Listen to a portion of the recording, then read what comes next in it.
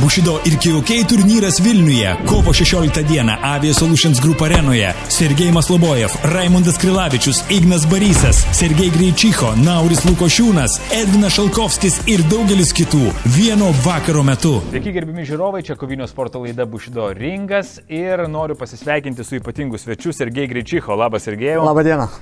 Labai seniai matytas ir didžiajame sporte, ir koviniuose renginiuose. Kurį laiką nekovoji Lietuvoje, ar ne? Taip, gan ilgą laiko tarpą nekovojau Lietuvoje, kovojau užsienyje nemažai, bet nuo 19 metų paskutinė kova buvo Japonijoje su Craig Johnsu grappling taisyklėmis ir paskui turėjau keletą operacijų alkūnės sąnario, gan rimtų operacijų ir dabar jaučiuosi, kad... Traumos išgijo, ar taip, ne? traumos išgijo, savijauta pagerėjo, tai norėtųsi dar kažkiek pakovoti ir padžiuginti būtent Lietuvos publiką. Kovoti Lietuvoje ir kovoti užsienyje, skirtumas turbūt yra, ar ne? Man tai skirtumas didžiulis, kadangi prieš Lietuvos žiūrovus, savo draugus jaučiu labai didelį atsakomybę. Užsienė man šiek tiek kovoti lengviau, bet tuo pačiu galbūt profesionaliame sporte Lietuvoje kovojau iš tiesų labai mažai. Taip. Tai vat, tą spragą norėčiau ir užpildyti. Sakyk, kovojant užsienyje, ypač jeigu kovoji su užsienio vietiniu kovotoju, tas kovotas jaučia sirgalių palaikymą. Bet sirgalių palaikymas, sakykime, Lietuvoje tave palaiko, vėl blaško, neblaško, kokios emocijos, adrenalinas ir panašiai. Lietuvoje, kaip ir sakei, atsakomybė yra didelė, vis tiek, sakykime, mintise esi prisižadėjęs nugalėti ir šeimai, ir draugams ir panašiai. Tave palaiko žiūrovai, užsienyje žiūrovai palaiko, sakykime, vietinį kovotoją, ar ne? Ir ar nesigauna tokio diskomforto? Pavyzdžiui, užsienį einant, ten švilpia galbūt tau ir matai, kad jau palaikymas yra 100% toje pusėje. Kaip psichologiškai susitvarkai? Aš manau, tas mane kaip tik motyvuodavo, kad jaučiau palaikymą būtent priešininko atžvilgiu. Taip. Tai, kaip ir minėjau, nejausdavau jokios atsakomybės, susiteldavau į tą kovą būtent ir stengiausi kovoti iki galo. Jo, Lietuvoje truputėlį bus kitas atvejis, bet irgi stengsiuosi susikaupti ir susikoncentruoti ties savo priešininku. Koks tu kovotojas esi? Ką tau sako, pavyzdžiui, draugai, ką tu pats jauti? Aštrus esi, labiau stebintis ir analizuojantis ir laukiantis tam tikro momento. Bet koks tu kovotojas esi? Aš manau, kad aš einu su savo planu, turiu savo taktiką, strategiją ir stengiuosi jos laikytis. Bet galiu pasakyti, kad esu ne iš tų kovotojų, kuris eina į pasikeitimų smūgiais. Galbūt kartais ta žiūrovam ir nelabai patinka, bet stengiuosi visą laiką kovą užbaigti techniškai ir gražiai. Taip privers savo priešininką pasiduoti. O kaip žmogus esi ramus ar užsidegantis, pavyzdžiui, kažką? Ne, esu ramus ir tą atspindi ir mano kovos, kad jos galbūt yra šiek tiek ramesnės. Per spaudos konferencijas virimus būna dieną prieš turnyrą, akis į akį susitinka priešininkai. Ką jis turėtų padaryti, kad tave išvesti iš kantrybės? Kol kas nebuvo dar tokių atvejų, kad išvestų iš kantrybės. Taip, be abejo, pakalbėdavo ir užsienyje tie priešininkai ir žadėdavo ir nokautuoti, pajungti ir taip toliau, bet sunkiai jam tas sekdavosi. Tu mintise šypsodavais? Taip, aš taip mintise galvodavau, palauk, kova viską parodys. Sergejau, kaip prasidėjo tavo kelias į kovinius menus? Visgi vieni pradeda sportuoti, sakykime, šiek tiek labiau paaugę, kiti nuo vaikystės. Kaip tau viskas prasidėjo? Pradėjau užsiiminėti kovos menais nuo 9 metų. Tada pirmoji sporto šaka buvo mano pankrationas, labai populiaru buvo Vilniuje. O pradėjau sportuoti dėl to, kad būdamas vaikas, sumušė mane, taip sakant. Ir tėvas pasakė, kad aš dabar tave galiu apginti, bet kai tu paaugsi, aš pasensiu, aš tau padėti niekom negalėsiu. Ir tai buvo man didžiulė motyvacija, ne tai, kad atkeršyt, bet būti stipriam. Taip. Ir gavau motyvacijos visam gyvenimui į priekį. Iš tikrųjų, prisimindavau visą laiką tą momentą, kai atėjau apsiverkęs namo ir norėjau būti stiprus. Buvau ne aukšto ūgio, žemas, tai reikėjo mokėti, 90-aisiais reikėjo mokėti pastovėti už save. Tuo labiau per televiziją rodydavo daug tų tokių motyvuojančių filmų, Rokis Balbo su Van Damu, tai tikrai motyvacijos užtekdavo, tai atsistodavau prieš veidrodį ir imituodavau tą kovą, užpuolimą ir kovą. Tai va, pankrationą pradėjai, kiek laiko sportavai? Vis tiek turbūt perėjai per keletą Jo, kažkur iki 5 metų sportavau pankrationą, ta prasme 5 metus sportavau pankrationą ir paskui perėjau į sambo imtynės. Taip, tai iš smūgiuotojo pasidariau imtyninku. Tai pradžioje sekdavosi labai sunkiai, kadangi Pankratijoną per 5 metus nepralaimėjau nei vienos kovos, visos kovos buvo laimėtos ir teko ir Latvijoje dalyvauti, netgi į Maskvą važiuoti ir perėjau imtynės ir sekė vien pralaimėjimai, o aš tuo metu tai turėjau gan nemažą pasitikėjimą Pankratijonės smūgiavimą ir imtynės reikėjo pradėti viską iš naujo. O kodėl perėjai, jeigu sekėsi Pankratijonė, kokios priežastys buvo, kad perėjai imtynės? Tiesiog tėvai nusprendė mane pervesti būtent į imtynės, nes aš paraleliai jau sportavau ir Pankratijoną ir imtynės ir gal tikėjosi, kad perspektyva bus didesnė imtynėse. Ir šiaip jam atrodė, visgi imtynės yra saugesnė sporto šaka, kadangi nėra tų smūgių, kaip ir vaiko vystymuisi, tai yra akrobatika, gimnastika, bendras fizinis pasirengimas, tai matyti man pasirodė, kad tos imtynės labiau tinka. O po imtynių, ar likai imtynėse, ar vėl keitei kažką tai? Jo, imtynėse išlikau labai ilgai, tik tai gal pradėjau miksuoti tas imtynės, jau laisvėsias imtynės, į grappling, iš sambo labiau susikoncentravau į grappling imtynės, tas Lietuvoje labai pradėjo populiarėti braziliškos jiu-jitsu imtynės ir grappling, tai teko nemažai dalyvau grappling imtynėse. Ir be abejo, nuo 18 metų, man atrodo, 18 metų ir buvo mano pirmoji MMA kova. Atsiminėje? Tai buvo kelionė į Japoniją ir būtent su Bushido organizacija. Wow. Būdamas 18 metų kovojau su, atsimenu netgi pavardę, Masayuki Okuda, su vietiniu japonu. Tada dar skrydom žinatelis Remigijus Markevičius, Darius Kliaudys ir Erikas Petraitis. Taip, tai labai rimta kompanija, tai tokie jau patyrė kovotojai tuo metu, tai man irgi buvo motyvacija ten dalyvauti.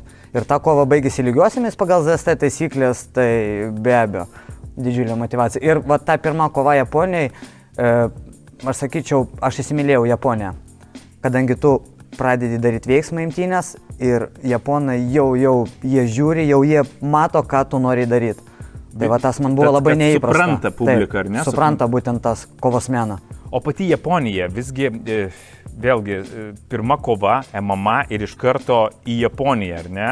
Ir sunku atsiminti tą momentą, be abejo, jaudulys buvo ir dabar aš kaip ir suprantu, kad man trūko ir tos smūgiavimo technikos, daugiau pasitikėjau imtynėm, tai tas visas smūgiavimas ir būtent tas tikras MMA atėjo su laiku. Bet tada, sakau, labiau teko kovoti su imtynių bagažu. Pradėjus sportuoti, be abejonės, kada pradedi sportuoti jau rimčiau, kad dalyvauti varžybos ir panašiai, krūvis būna didelis, tiek fizinis, ko gero, tiek psichologinis, turi atsisakyti daugelio dalykų, ar ne, labiau nerti į sportą, į treniruotės. Kas buvo pačiam sunkiausia pradžioje?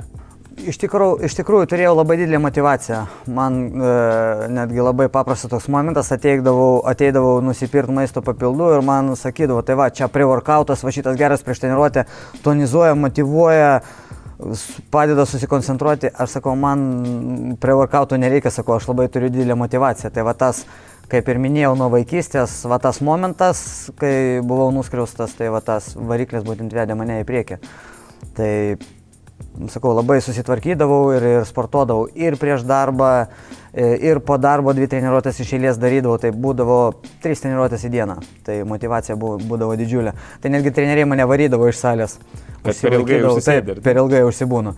Tai čia iš kitos pusės gal ir neturėjau tokio žmogaus šalia, treneris, kuris mane pristabdytų truputėlį, nes dažnai išeidavau į varžybas pervargęs. Taip, dabar aš suprantu ir dirbdamas su savo mokiniais, taip. Aš galiu jam paaiškinti tos dalykus, bet būdamas jaunas tokių dalykų nesuprasdavau. Atrodo, tu pavargsti, tau sekasi sunkiau, o tu dar save labiau apkrauni, duodi dar didesnį krūvį ir išvis įkrenti į duobę.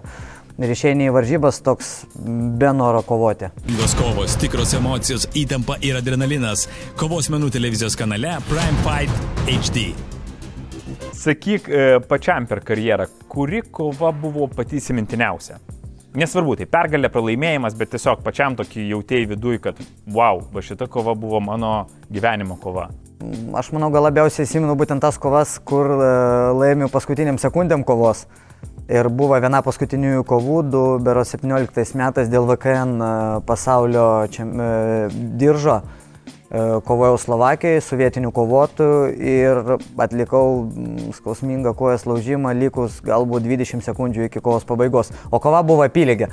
Apylygė kova buvo, bet aš supratau, kad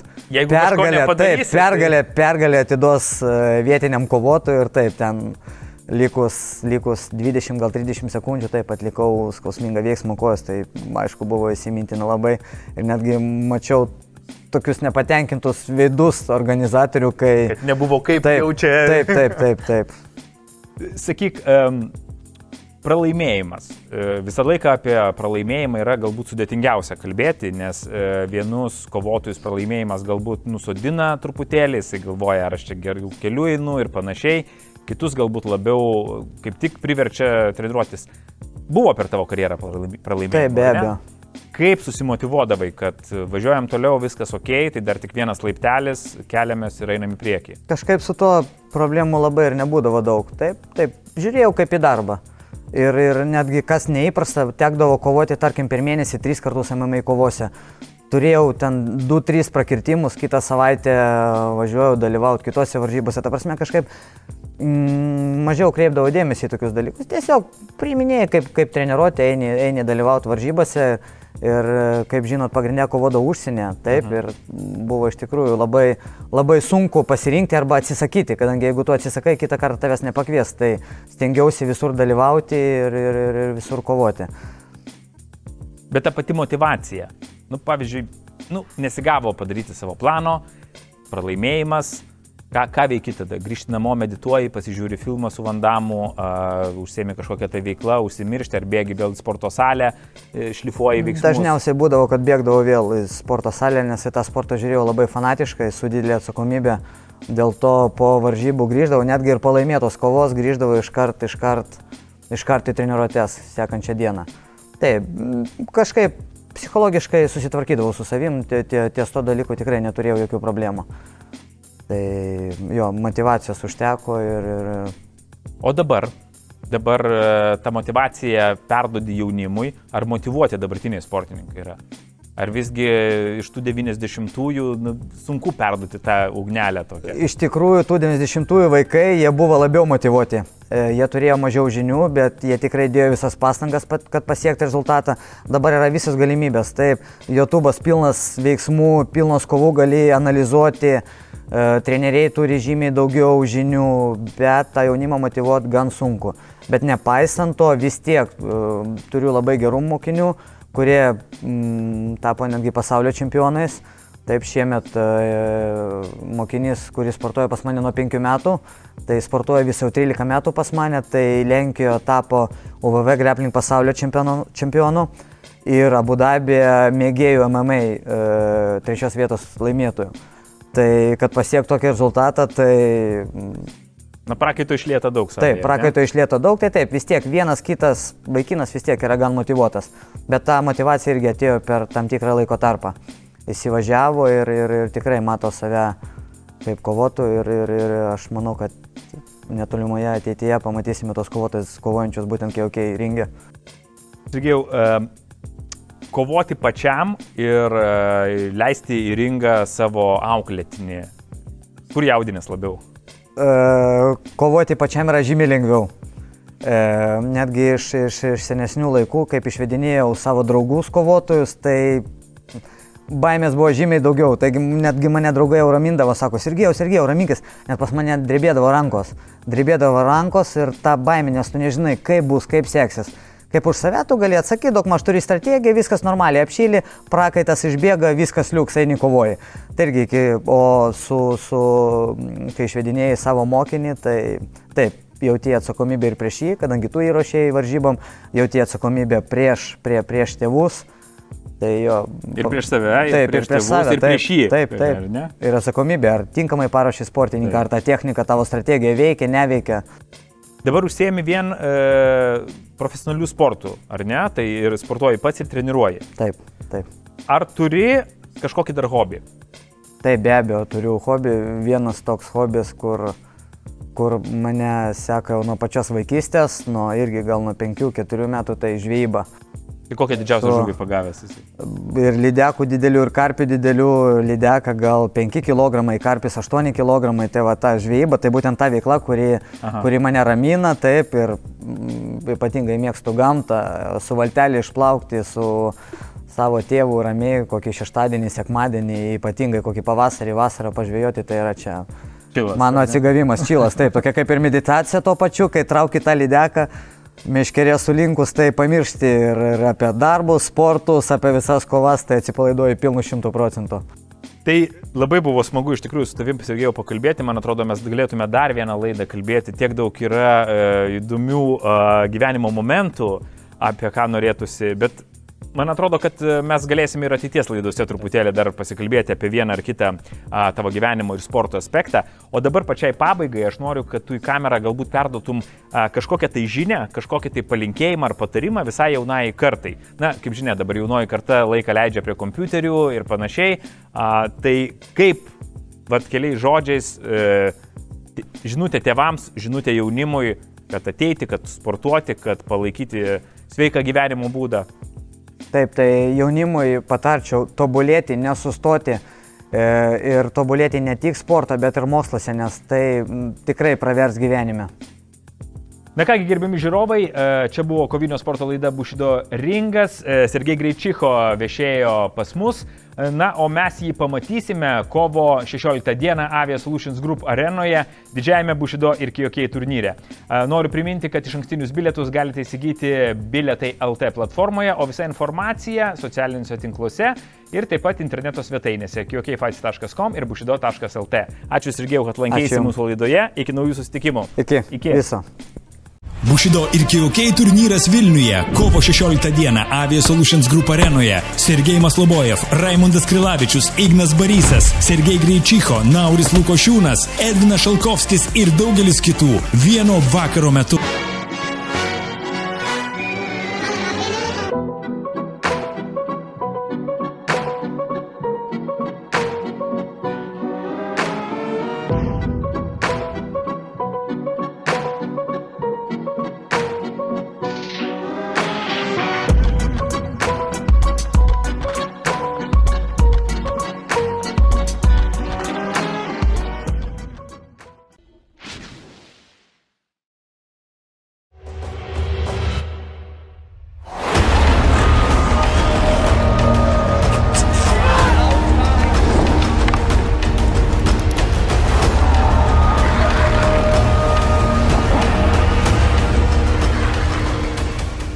Įspūdingos kovos, tikros emocijos, įtampa ir adrenalinas. Kovos menų televizijos kanale Prime Fight HD.